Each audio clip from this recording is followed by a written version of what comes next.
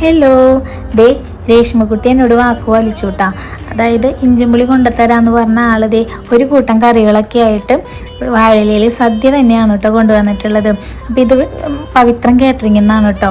അപ്പോൾ ദേ ഞാൻ ഓരോ കറികളെടുത്ത് ടേസ്റ്റ് ചെയ്ത് നോക്കി.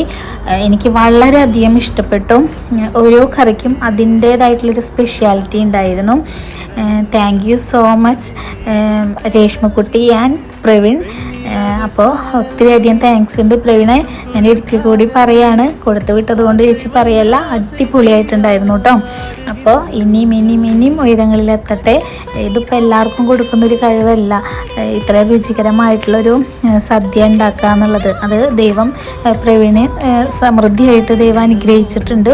അപ്പോൾ എല്ലാവിധ ആശംസകളും ഇനിയും ഉയരങ്ങളിലെത്തട്ടെ. അപ്പോൾ അതുപോലെ തന്നെ എന്നോടുള്ള ഈ സ്നേഹവും സപ്പോർട്ടൊക്കെ എന്നും ഉണ്ടാവട്ടെ എന്ന പ്രാർത്ഥനയോടുകൂടി ഇന്നത്തെ വീഡിയോ ഇത്രയേ ഉള്ളൂ.